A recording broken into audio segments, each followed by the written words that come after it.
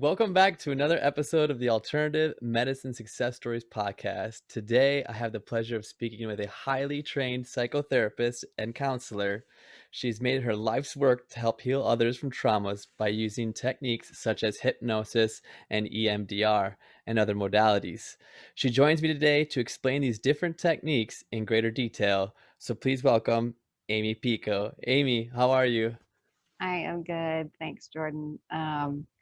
Wonderful to be here today and, you know, um, talk a little bit about what I do, talk a little bit about, how it relates to holistic health and specifically mental health, right? Because that's obviously my specialty. So, yeah, happy to be here.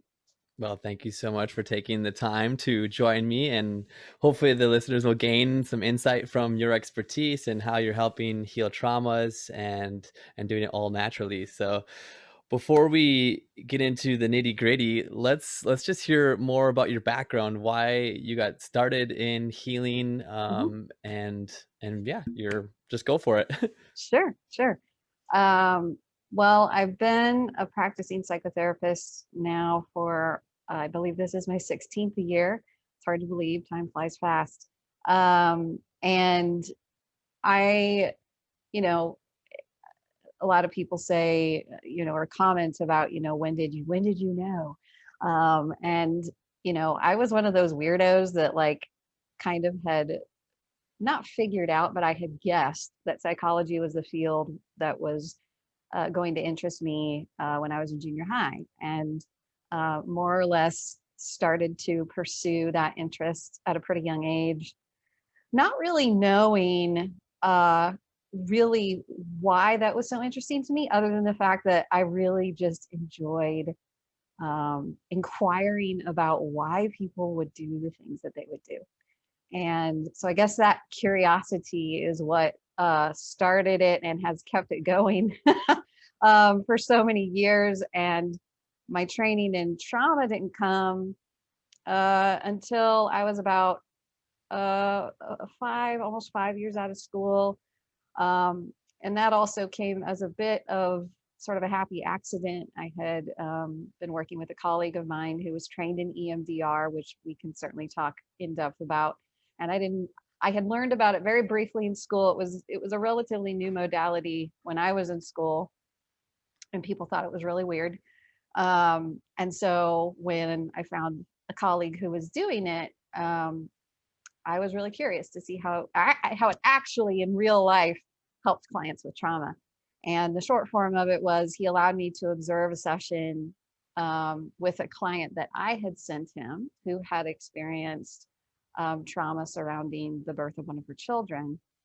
And it was like from that point on, when I saw the powerful way that this could help people heal relatively quickly, I was sold, and I was like, okay, where do I sign up? Where do I, get this knowledge? And so that started my quest on essentially learning as much as I could about trauma, learning as much about how I could help people who really, I think, in many cases, were debilitated by their trauma, and in many cases confused as to why these events, some of them being by, like, I think the public standards, not traumatic, that they would affect their entire lives. And I'm like, well, if they're confused, then and I'm confused, then like, what are we doing here? And so I think, went on a very almost aggressive search of like, how can I create and when people go to my website, sort of my tagline is a constellation of healing. I wanted to be able to present to clients a multitude of options that would help clarify and illuminate their own suffering in a way that would allow them to heal. So, EMDR was the start, but then there were many others that came after. But I'll stop for now and just see if there's anything you'd like to ask.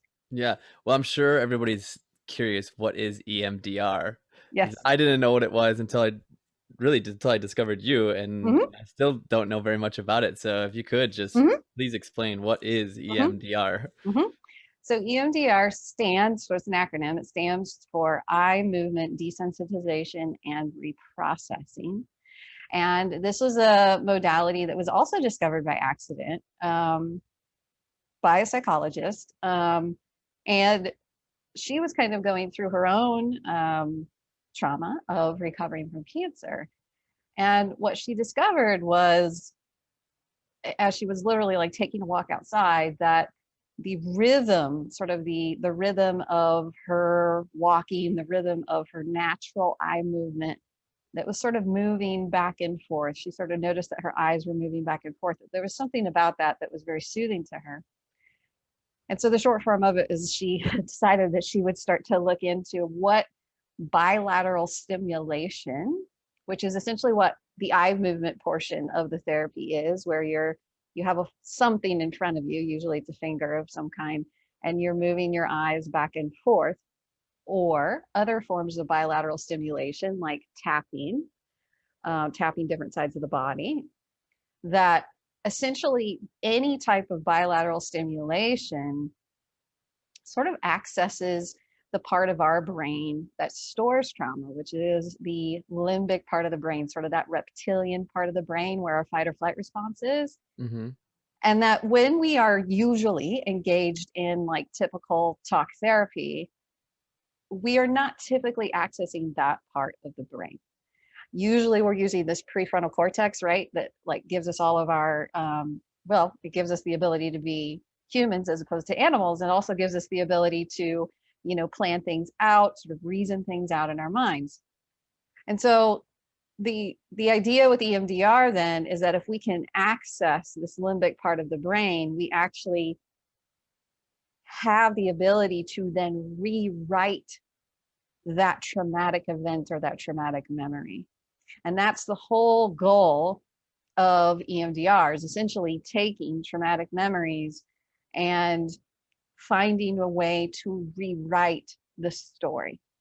And that could go, the reason why we want to do that, right, is that 9 times out of 10, when we have a traumatic event or even just a traumatic environment that we're growing up in, 9 times out of 10, people will internalize something about themselves that typically is not true.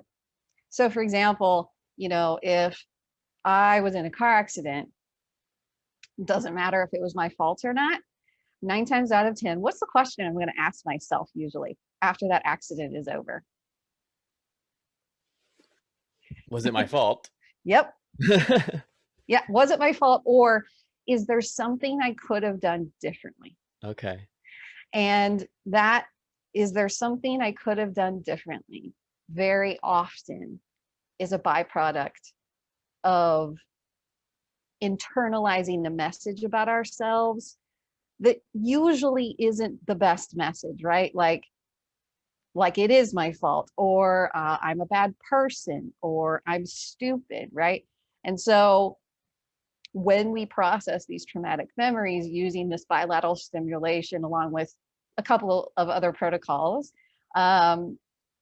we give the client the ability then to be able to look at that event from a different vantage point, and to be able to look at themselves differently in a way that says, you know what, this wasn't my fault. I'm not a bad person. This actually had nothing to do with who I am as a person. So that's EMDR in a nutshell. There's a lot more I could say, but it is an incredibly powerful tool that a lot of thousands, millions of people have used at this point. And it's really has the huge potential to change the way people see their trauma. I've been reading on it a little bit to try to get some background going into this conversation, and I was reading that how rapid it can heal somebody is Mm-hmm, extraordinary. mm-hmm, So as little as 3 sessions, like 3 50-minute sessions, people are healing from traumas faster than others have done in years. mm-hmm, And it's it's almost a natural thing for our mind to actually heal that quickly, just as if we were cut and our skin heals so quickly. mm-hmm, Our mind is capable of doing the same if it's taught this technique or mm-hmm, and accompanied by others. mm-hmm, mm-hmm. Yes, and you know, it, in you speaking to sort of the ability for it to accelerate healing, one of the things that will probably allow me to talk more about the other modalities that I'm sure you're curious about is what happens when, for whatever reason, I'm engaging in EMDR with a client and we get stuck. And it could be for any myriad of reasons that we get stuck. Um, what and this is what I was finding as I was using EMDR on many of my clients was I would end up very often in these sort of loops with them, these sort of cognitive loops of, maybe we would see some movement in their ability to even just be able to talk about and be in that sort of memory, because very often with trauma and PTSD, there's a natural sort of avoidance, right, of not just talking about the traumatic event, but even just surrounding ourselves with anything that reminds us of the traumatic event. And so I was noticing that even though people were able to kind of talk more about their trauma, that there was still very often this repetitive negative loop. And I was struggling to use the EMDR framework to help people get unstuck from sort of these internalized messages. So I was like, okay, what else? What else is out there? And one of the other things that I discovered that I still use quite a bit in my practice is I'll use two terms here, but I call it parts work. Parts work by itself is not really a modality, but it can be a combination of internal family systems, which for people in the psychology world, they know what that is. For anybody who's listening, you're like, I may not know what that is either. Or it can also be called ego state therapy, which ego state therapy has been around a lot longer, and comes from the psychodynamic realm. And the idea with ego state therapy and IFS is that there are essentially different parts of ourselves that we all have. Like, this is not weird. This is not multiple personalities, but this is literally different aspects of who we are that operate in the world, right? Like, the Jordan that runs the podcast is probably a different Jordan than the Jordan that hangs out with his friends, right? Right. At least I would think. A little bit, right? And Yeah. so the idea here in ego state therapy and parts work is that I started to see how we could first allow clients to get to know these different parts of themselves. And then we could more clearly identify literally a part of themselves that was stopping this trauma processing. It was literally stopping us in our tracks. And before, when I didn't have the framework, once again, my client and I were both kind of equally confused, right? Because they're coming to me and they want to get better, right? Like, Yeah. they're presenting to me as a motivated client. They want to get better. They're doing the things that, are supposed to help, and we're still stuck. And going into parts work and learning more about that helped me and my clients to see, oh, wait, you're not actually, the you sitting in this chair is not actually like stopping this process, but there is another part of you, or perhaps more than one, that actually is stopping this process for a myriad of reasons. And it could be because there's fear, right? Like, that if I were to really let this go, what would that mean? It could be protection. It could be I'm trying to protect the very wounded part of the self that was so hurt and so traumatized in this time that I feel like if we open this up fully, right? Once again, so there's fear and protection can be very similar. And then other elements of that, right? Like, I've seen clients where, we get to sort of a very difficult part in processing and they revert back to coping mechanisms that, maybe aren't the best, like substance abuse, compulsive behaviors. And they would come back to me and be like, why am I all of a sudden, like eating like a gallon of ice cream? And I'm like, well, maybe we should have a conversation with the part of you that is really motivating you to eat that gallon of ice cream, because there could be an element there of trying to self-soothe the pain. And so it really gave myself and my clients another way to look at how we might get stuck in therapy and how we can work with these internal parts of the self in order to continue in trauma processing, so we have less of those stuck points. I can see how you've done this for 16 years because you're very knowledgeable, and in order to get this in depth, you have to study and understand, and this doesn't happen overnight. No. So it's a real treat listening to this because I had no idea it could be this complex, Mm-hmm. and I'm sure a lot of your clients don't understand that either. Mm-mm. No, I mean, I think, one of the biggest things that has been so, like I said, so eye-opening, and really it continues to be eye-opening for me. And I've been doing, I was trained in EMDR in 2009, and subsequently in sort of the parts work in piecemeal form. I never did, I can't say like I was certified in it. I sort of took aspects of, because this all comes from this it actually, the roots of ego state therapy are found in hypnosis. And oh, guess what? The roots of EMDR are found in hypnosis. And so when I realized that the roots were in hypnosis, I was like, oh, that's the next thing I'm doing. So in probably over the course of like 2 or 3 years, got certified in hypnosis and did more of this in-depth work on learning about ego state therapy and IFS. And yes, I would have never thought that it could be this complex, but I think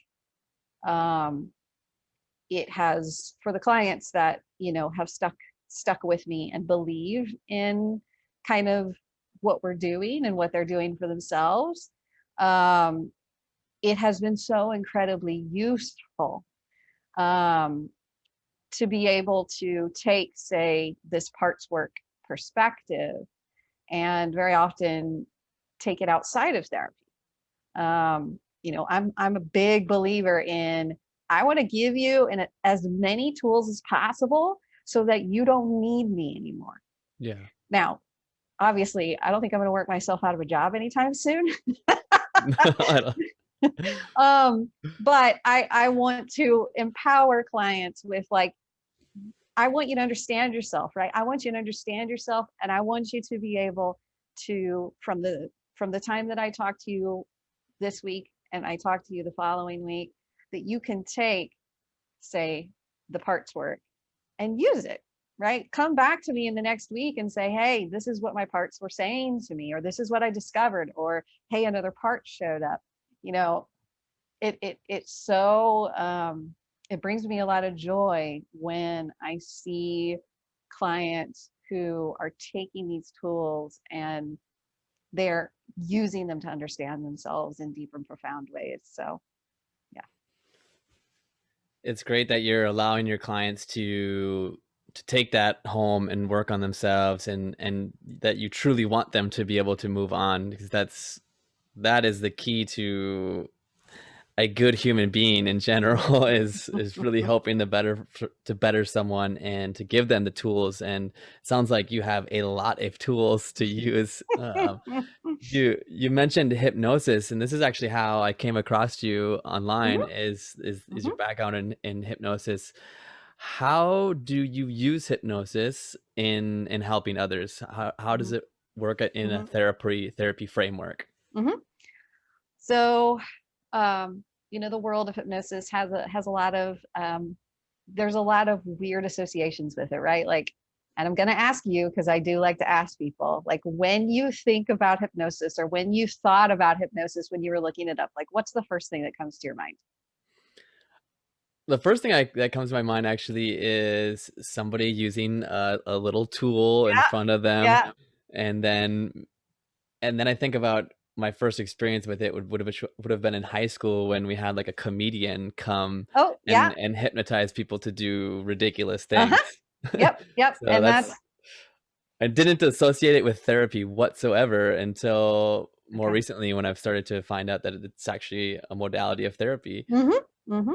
Yeah, and most people don't really think about it as a therapeutic technique. They usually think about it in the way that you have associated initially, right? Like, this is something that's kind of like a fun thing to do at parties, and you know, get people to do silly things. And so I was like, do I really want to like go down this rabbit trail? Like, hypnosis kind of has a little bit of like a sketchy, like, like path. And to be honest, right, there are you don't have to have a bachelor's degree, a master's degree. You don't have to have any degree to get trained in hypnosis. Mhm. There are particular associations that are geared towards psychotherapists, but there's many that aren't. And so I think anytime that you have a modality that kind of opens its gates wide to for anyone to learn, it falls upon skepticism from sort of the science people, Mhm. right? And I've never really been interested in, whether or not the techniques that I'm using are, evidence based, though EMDR is, by the way. Um, I feel like I want to bring clients what works. And if it has a weird association to it, well, okay. Like, so I got trained, and you know, it was it was a training that was not geared towards psychotherapists, right? So we had people who were coming to learn about this from a myriad of different backgrounds, which I really appreciated, because, um, you could use hypnosis for things like, I'll just use another example, like sports performance, right? And that there are techniques that you can use in hypnosis to help people perform better. Even musicians, like that. There's a lot of different ways that you can use the techniques for a lot of other settings. Now, in a therapeutic setting, the way that I decided to use it was to tailor it towards nervous system regulation. Um, and that is a term that's a bit it's kind of widely used now, in the sense that we understand that there are techniques that we can use that are non uh, pharmaceutically based to help to regulate a nervous system that has been affected by trauma, which is sort of the whole premise of PTSD, right? Is that this is a dysregulated nervous system. This is not a nervous system that knows how to feel safe when they are safe, and that the fight or flight response essentially fires at times that are not always warranted, right? Which is why a person would not feel safe when they actually are. Right. Uh, so hypnosis, initially, I really liked it because I could see its effectiveness in helping very high strung, sort of anxious individuals learn how to calm themselves. Um, And when you think about hypnosis, you think, well, like, well, aren't you the one that's doing it? Aren't you the hypnotist? Like, aren't I the hypnotist? And here's the fun part about hypnosis is that my role is really only a person of presenting you the opportunity to alter your state of consciousness. And that I actually have no power in whether or not you can alter your consciousness. You're the only one that can do that.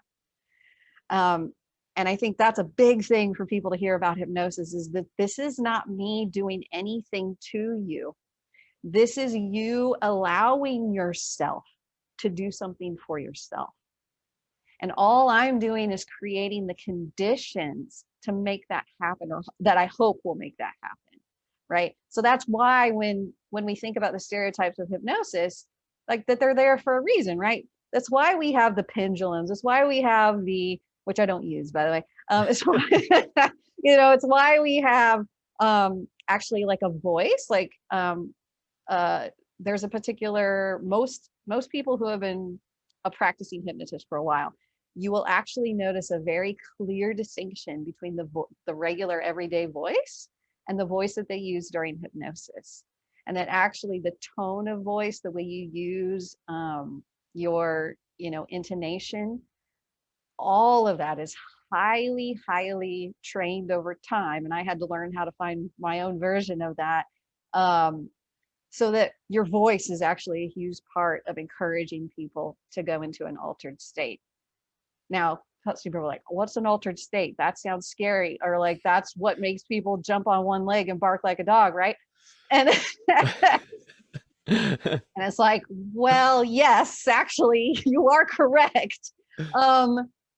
But really all it is, right, is us allowing ourselves to find a state where we are still awake, right?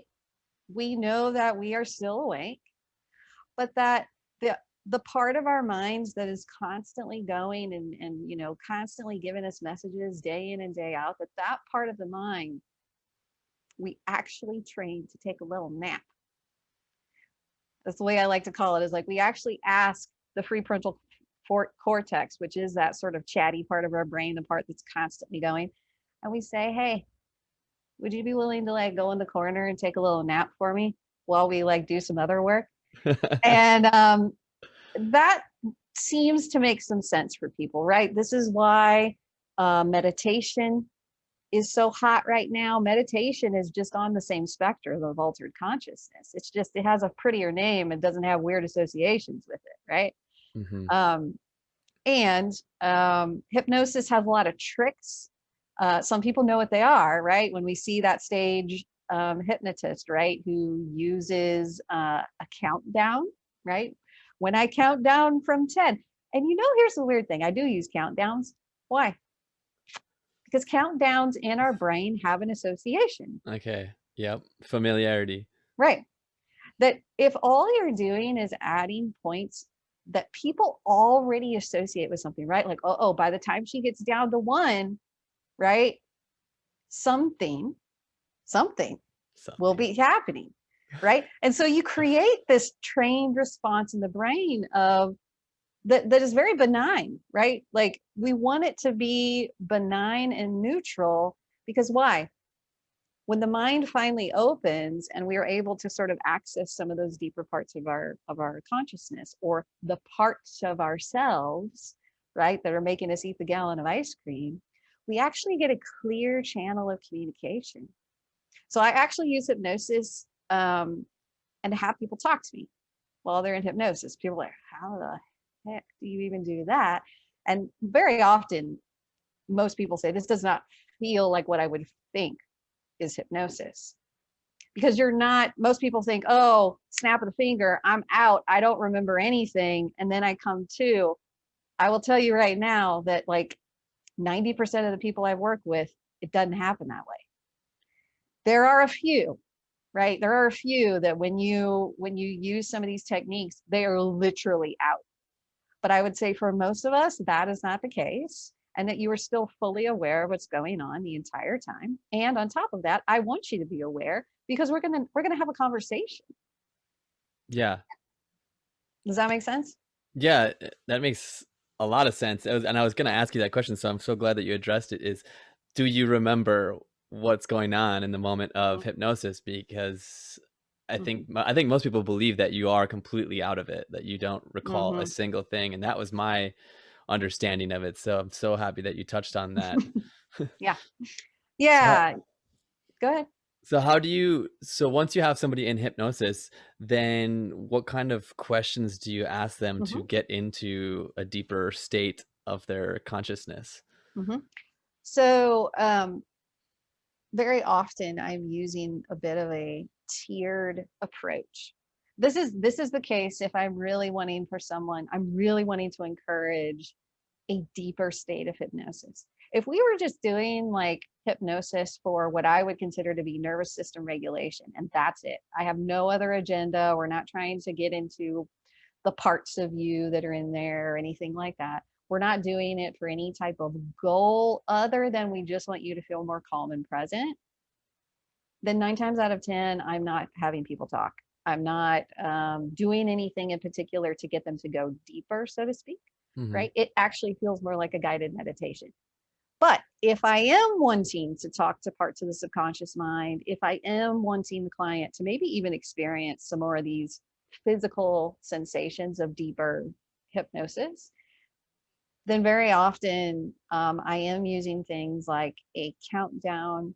I'm using things that actually, and this depends on the person, but very often for most of us to go deeper into hypnosis, we need forms of mental distraction that actually serve as a signal to the brain of kind of almost mental exhaustion.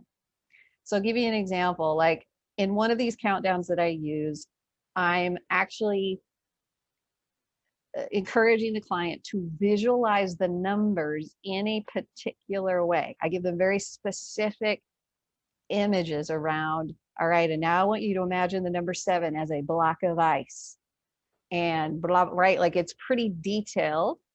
But in giving them a detailed cue, what ends up happening is their brain takes a lot of energy to create this image of the block ice 7 or the cloudy 8 or whatever, or the 1 that's a balloon. And when we are using a part of our minds to exert a lot of energy to create something, if you think about this from a physical exercise perspective, what happens when we overexert ourselves after a period of time? You get tired. Yes. And what do we want this part, the prefrontal cortex, what do we want that part of the brain to do? We want it to get tired. Yeah. We want it to go take a nap. And that's one of the ways that we can get it to do that is by giving it a job. It sounds so weird, but it actually works really well. Um, so that by the time we get down to 1, and there's other ways that we can do this, but this is just an example.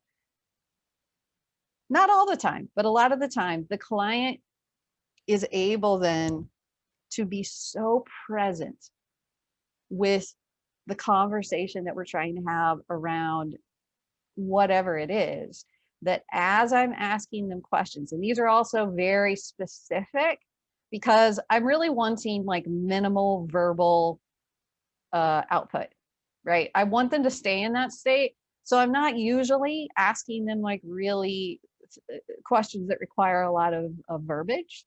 Mhm. Very often it's even a yes or no question, and I just ask them to shake their heads. They don't have to open their mouth. Sometimes people get so relaxed that they can't even open their mouth, and then I'm like, okay, now we got to bring you further up, like because I want you to have your verbal processing. So yeah, it's sort of and then the conversations are very much related to sort of the parts work modality that I just spoke of. So for example, we would actually have a conversation with the part that ate the gallon of ice cream, and we would say, hey, like, what is your job? Like essentially, like, what do you do for this person? What is your purpose? When did you first come into the person's life? That's actually a really fun one because you can actually then usually pinpoint the time in their life that this part showed up.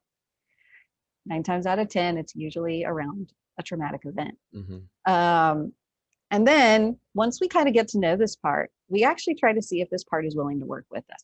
Sometimes they're not, but we have to build a relationship. And you think about the parts of our psyche, the parts of us inside that have been hurt, traumatized, rejected. Think about that in the real world, and you were to approach someone that has experienced so much pain, and they're sort of withdrawn and they're inside of themselves. You probably would have to develop a relationship with them for them to open up, right? So, Exactly. Yeah. so this is what we're doing, but we're doing it on the inside. So it's literally creating those sort of, um, those parameters on the inside of us, in our psyche, so that we can get to a place where the goal is that these parts become less destructive, right? Some people get worried about, oh, like, or the parts actually get worried. Oh, are you trying to get rid of me? That's actually a common anxiety. And very often we have to emphasize we are not getting rid of any parts. There are no parts that will be discarded in this process. But what we are asking is we're asking for adjustments, right? We're saying, could you please hold off in eating that gallon of ice cream when you're stressed, right? And that part has to agree. And if that part does not agree and they're like, you know what? No, I'm not. I like my ice cream. Then guess what? We have to respect it, right? Yeah. And I've had clients where we've had that happen, right? We approach the part, we're trying to see if they're willing, and they are not. And my clients will come out of that experience and be like, oh my gosh, that's why I've struggled with this for so long. Yeah, because this part is in a lot of pain. And do you think that beating yourself up, right? Like literally beating up this part of you that has been using this to soothe you and protect you is going to be helpful? No. No. So it actually is a great exercise in showing the client in like such a stark, real way the importance of positive self-talk too, right? Mhm. Right. Like there's so many beautiful things about it. It's why I come back to it again and again, because it actually demonstrates to the client concepts and practices that if we were just having regular talk therapy and I were to just tell them that this was going on, it would not have the same effect. Do you see why? Yeah, because it's not altering their state and allowing them to realize that it's actually just a part of their brain that they didn't know existed. Mm-hmm. Yes. Well, and it's literally the brain showing it to themselves. I'm not telling them anything. They are telling themselves, right? They are literally giving themselves the insight and the answer. And that is what I love so much. Once again, because I think it steers clients away from, I think, looking to the therapist as some, wise person that knows more. I'm telling you, the only reason why I know more is because I went to school. Oh, and I actually just kept studying. Like there's nothing special about what I do. Um, and if I show a client that you are giving yourself your own answer, to me, that's going to empower them for years beyond when they stop seeing me. So, Right. Two things. Uh, when you give people these tools to access these part of their brains with the the tools that you have, mhm, is hypnosis possible to I guess administer on yourself? yes, It is. it is. Love. So obviously coined as self hypnosis. It's such a creative term. Um, and self hypnosis, when I describe it, can very much sound like meditation, and I will tell you that there is a very big difference. And for any of the people listening, or you out, who have tried some of the meditation apps, because that's most of the way people find out about meditation anymore nowadays, Mhm. is that the difference between meditation and self hypnosis is that meditation usually, unless you're doing like some type of very focused or guided series that I know a lot of, like Calm and like Headspace, they have series around anxiety, depression, etc.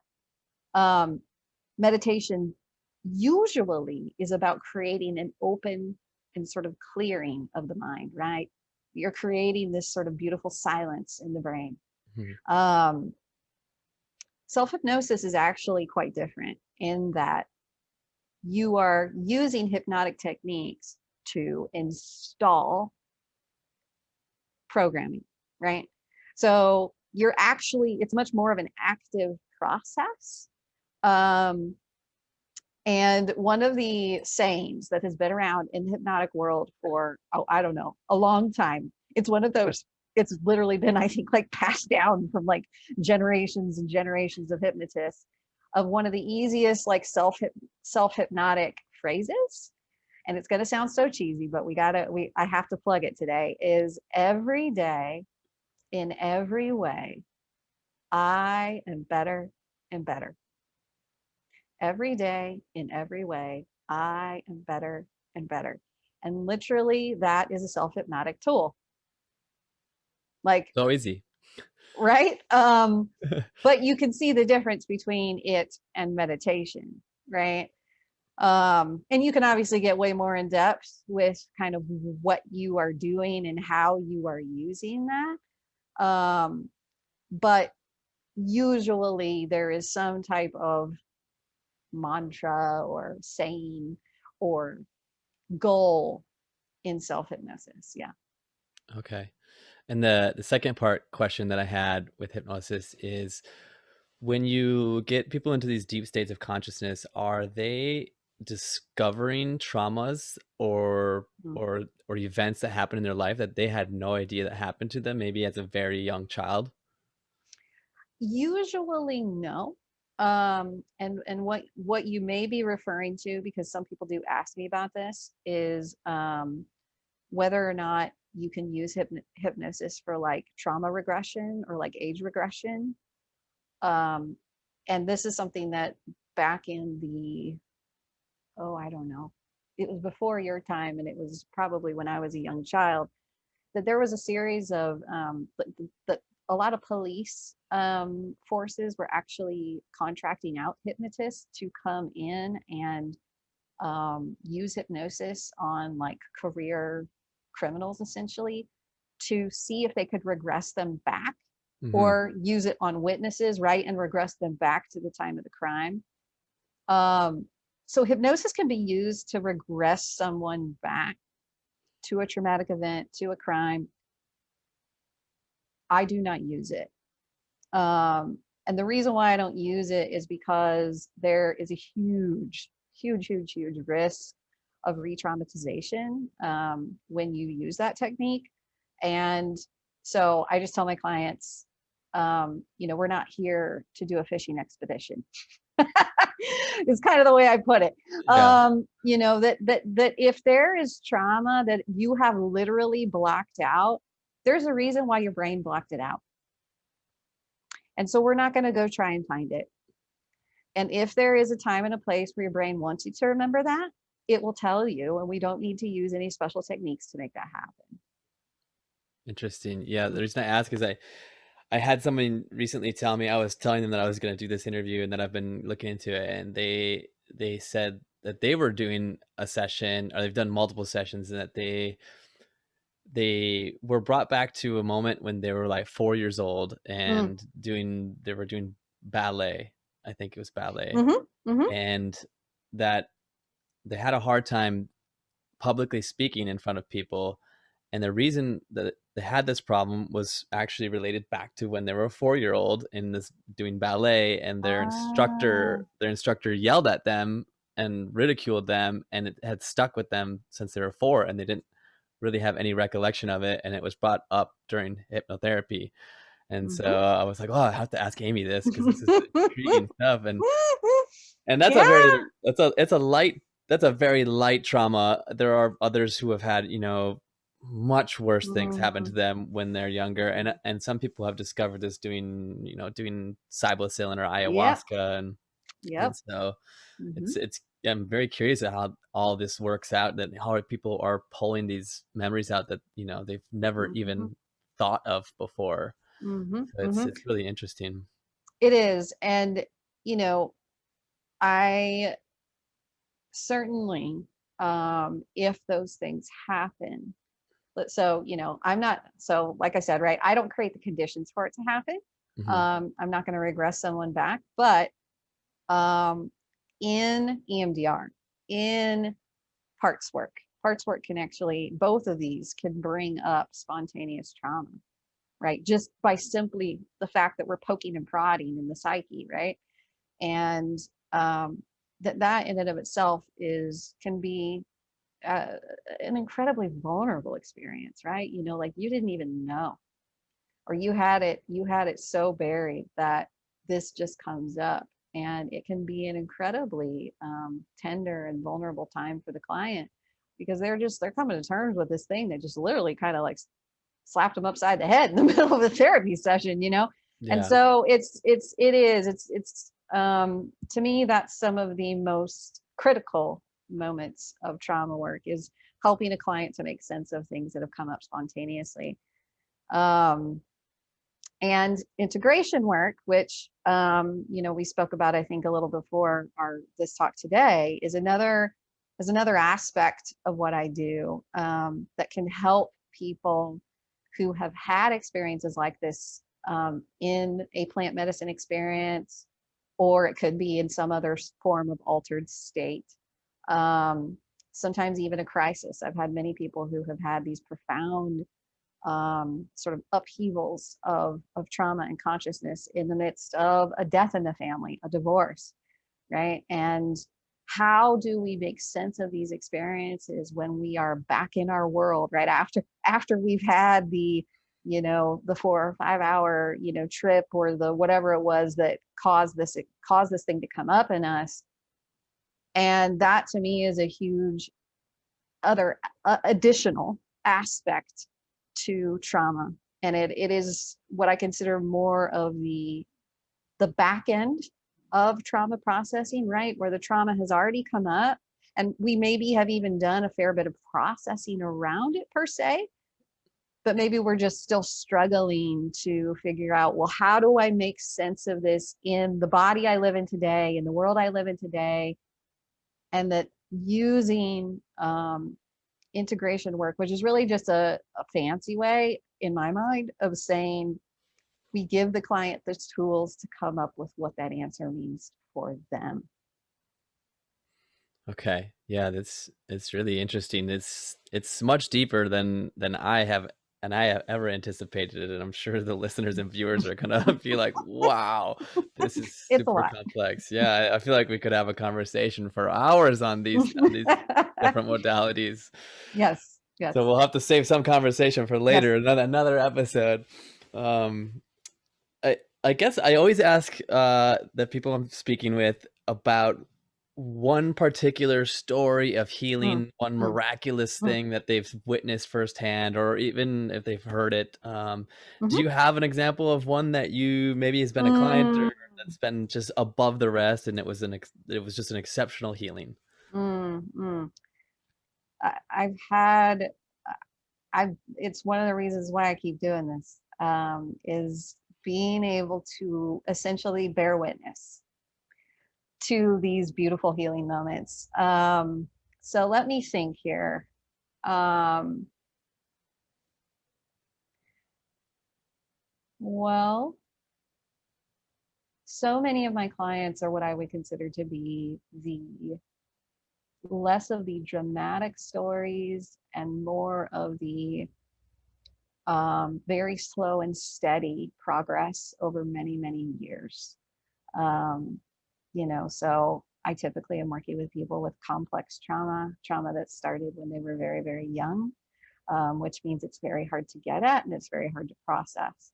So, for example, um, I'll just give you one example of very often I have clients that are their trauma and their co-occurring disorders, which very often are autoimmune disorders, a lot of chronic pain, that they are not able to work. So I have several clients, many clients over the years that has been the case for them, to where their illness has just made that a reality for them.